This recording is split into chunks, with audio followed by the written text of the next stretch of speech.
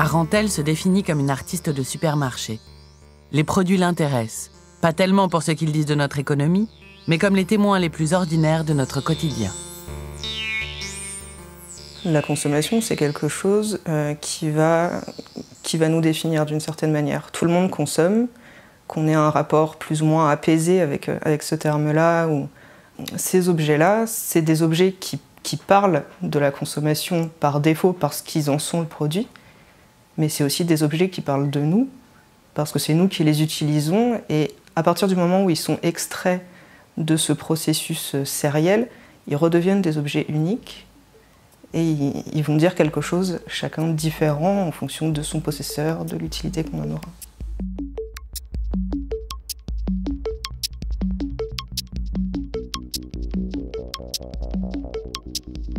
Peints à l'huile sur toile d'après des photographies, les objets représentés par l'artiste trouvent un écho dans tous les foyers. Suspendus à un mur, ils changent de statut et malgré leur apparente banalité, marquent ainsi leur spécificité. L'infraordinaire, c'est une manière de découper des choses dans le réel, comme si on traçait un cadre, comme ça, juste dans notre monde, et de prendre ce cadre et de le projeter sur une toile.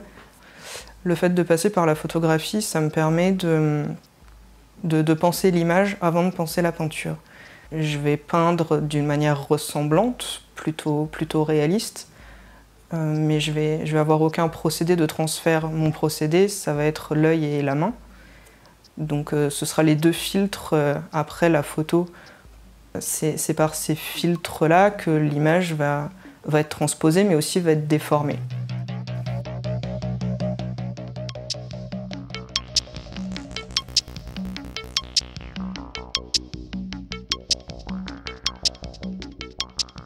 Dans ses séries d'aquarelles Anaéro et Boîtoscope, Arantel transforme ses œuvres en devinettes. En détachant sur une feuille blanche les 1000 nuances d'un plat conditionné sous vide d'air ou des fonds de boîtes de conserve consommées, l'artiste sort le motif de son contexte et invite le spectateur à en distinguer la recette.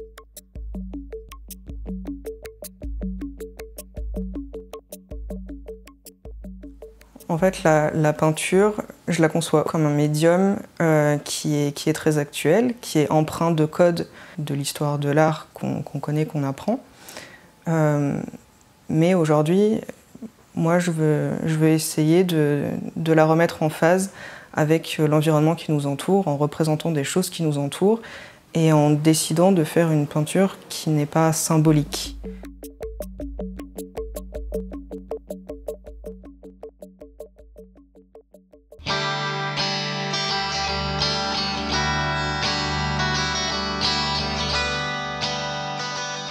Julien Gudéa s'est spécialisé dans une certaine catégorie d'objets. Consommés, croqués, calcinés, consumés, le sculpteur nîmois explore la richesse formelle des choses que nous entamons.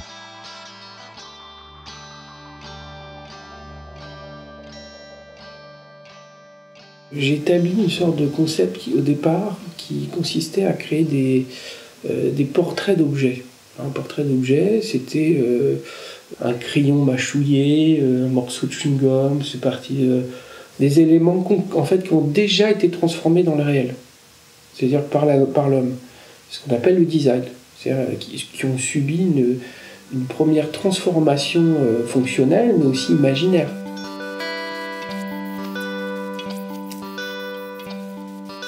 La résine polyester est souvent assimilée au monde de l'industrie et n'était pas enseignée à l'école supérieure des beaux-arts. Julien Gudéa a appris par lui-même à en maîtriser les propriétés mécaniques. Depuis le modèle en argile jusqu'aux dernières finitions, chaque tirage fait l'objet d'une attention particulière. Un surfaçage à la main qui rend chaque forme unique et une peinture industrielle appliquée au pistolet. Je ne travaille pas avec un four comme un potier. Les pièces, c'est vraiment adjoindre un catalyseur à une pièce et puis tout d'un coup réduire la chaîne moléculaire et tout d'un coup ça se fige. Donc c'est un travail tu passes du liquide au solide. Transformation liquide-solide sans cuisson. Pour aboutir à vraiment un objet, il y a effectivement, j'ai compté, je crois qu'il y a 17 étapes, je considérais environ grandes étapes, ce qui me donne une forme considérable, puisque tu passes d'une idée, d'un croquis, à une réalisation physiquement assez proche d'un objet fini. Donc c'est vraiment une libération de l'imaginaire à travers mon travail de mes mains, quoi, aussi. Mais en essayant de saisir juste l'essentiel.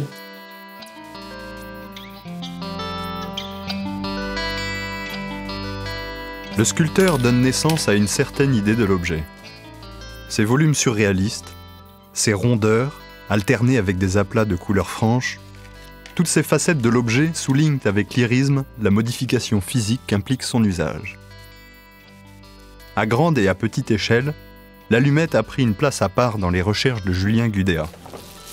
Inspiré par la variété des formes de calcination, il la décline comme une gamme depuis plusieurs années. L'allumette, ce qui est fascinant dans cet objet-là, c'est que il y a en lui l'idée donc du feu, de la fusion et d'une transformation. Il faut interpréter la partie brûlée associée à la partie non brûlée. Donc du coup, il y a un rapport yin et yang, quoi, un rapport de plus et de moins, d'addition, de confrontation de couleurs. Dès que tu écorches un sujet, alors c'est valable pour un fruit, tu en croques un morceau. Donc, il y a un prétexte extraordinaire à interpréter et à fusionner l'intérieur avec l'extérieur.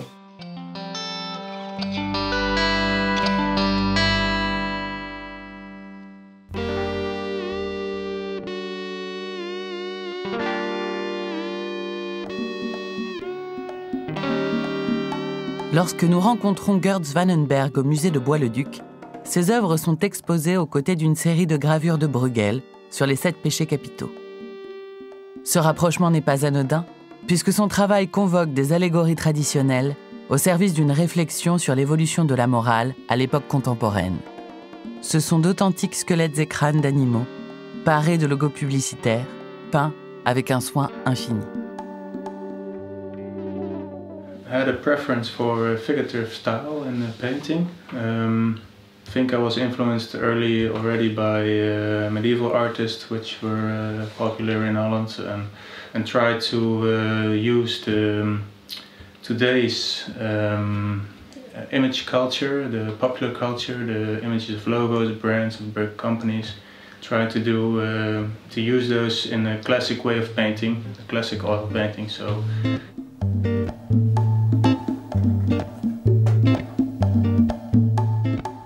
Gert Svanenberg perpétue la tradition hollandaise du trompe-l'œil avec une virtuosité devenue rare aujourd'hui. Mais cette maîtrise technique n'est que le point de départ d'une vaste réflexion sur les rapports entre l'homme et son environnement. En combinant des spécimens zoologiques et des conditionnements de supermarché qu'il reproduit au pinceau, l'artiste souligne, par l'absurde, notre rapport utilitariste à la nature. Ses œuvres semblent offrir à la postérité des documents sur la société de consommation, des témoignages qui composeront les cabinets de curiosité du futur. So they would create like a miniature world within reach. And that's what I think is interesting about the Chamber of Curiosity. So in a series about the supermarket, I want to describe the supermarket as a place where different species of animals and plants can be found as products, which refers to the Chamber of Curiosities, where also a collection of animals and plants can be seen. But a specific animal like an elephant which produced ivory with his tusks in a popular time, 19th century, 18th century, we see a lot of ivory and now it's banned. And I wanted to paint the supermarket scenes on that to show that the supermarket now is a very normal thing, but it's actually a real special thing because it's like abundance of food and displayed like a Garden of Eden. It's something miraculous, and I wanted to depict that phenomena in a way that would provoke a bit.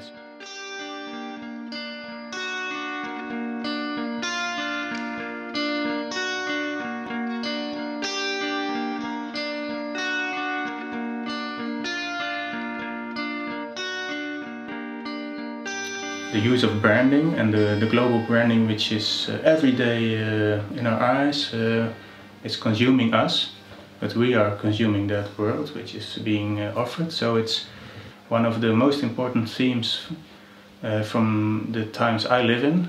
And I want my art to be about consuming, about tempting, about being tempted by big companies with their brands and their products.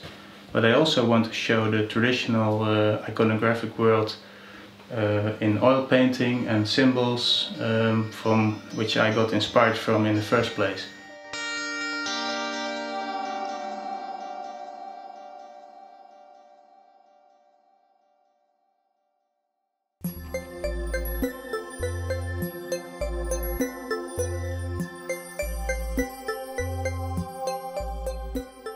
Une photographie n'a jamais été aussi proche de la peinture. Seul un objet nous rappelle à la réalité. Un objet en plastique, dans lequel Ludovica Lucie voit le symbole le plus éloquent de nos sociétés. La bouteille devrait disparaître. On pourrait croire une vanité flamande, mais en fait, la bouteille en plastique fait que ça peut pas. Parce qu'ils ont pris ce qui les entourait. Et à l'époque, ils avaient des beaux objets. Aujourd'hui, nous, on a du plastique. La nature morte, plastique. C'est ça que je voulais faire. Une des dernières qui a été conçue, c'était la toute blanche avec le crâne. Je suis pas loin d'avoir 70% de plastique dans la photo. Même c'est du faux marbre en plastique en dessous.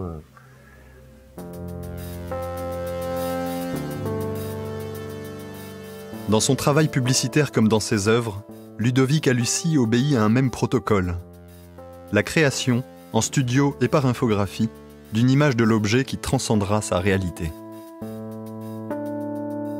Ce qui m'intéressait dans la publicité, c'était le savoir-faire technique. La lumière, le stylisme, tout doit être juste. L'extrême, je pense, c'est le cosmétique, où vraiment là, c'est plus que de la perfection, c'est carrément du fantasme.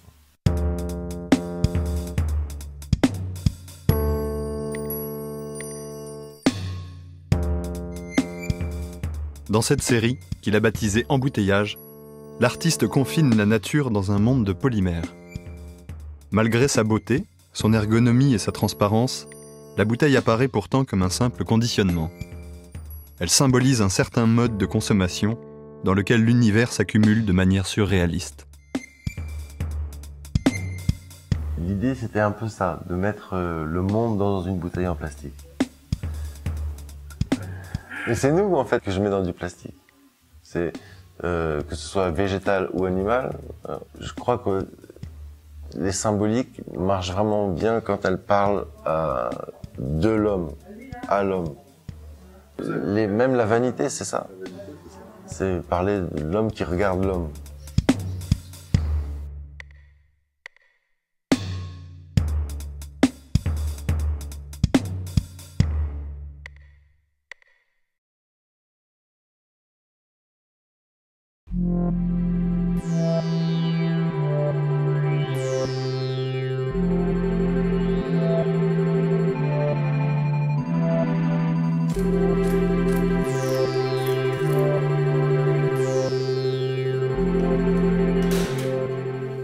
Donc j'ai voulu considérer très platement ce que c'était qu'une peinture et d'une façon la plus basique possible. Une peinture, c'est un châssis, de la toile et de la peinture.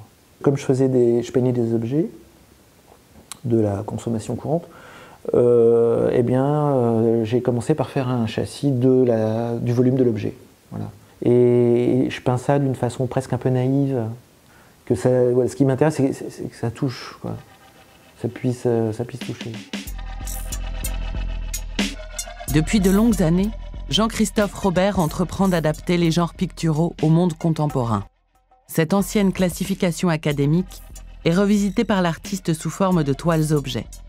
Des portraits aux multiples facettes, des scènes mythologiques, inspirées par les grands titres de la presse people, et des paysages, ou plutôt des reproductions de chefs-d'œuvre de l'art, analysés sous l'angle de la marchandisation.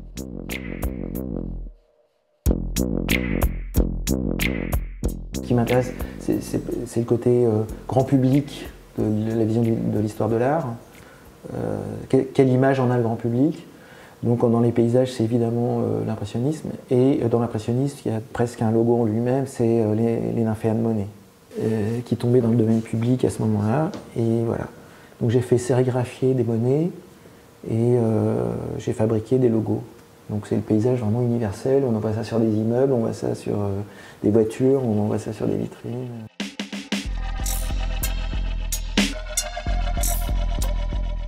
Pluridisciplinaire, l'œuvre de Jean-Christophe Robert s'étend également à la sculpture. Dans cette série qu'il qualifie de sculpture de poche, il reproduit des biens courants, en or et à l'échelle 1. Ce sont des œuvres invisibles que l'on peut porter sur soi. Ce que je voudrais, c'est parler de notre époque. Il n'y a pas d'objet indigne pour l'art. Les natures mortes, c'est les objets de notre époque qui évoluent. Déjà, je vois mes natures mortes des années 90, c'est pas les mêmes objets qu'aujourd'hui, où ils sont remodelés. Tout ce que je représente, c'est des trucs très éphémères finalement.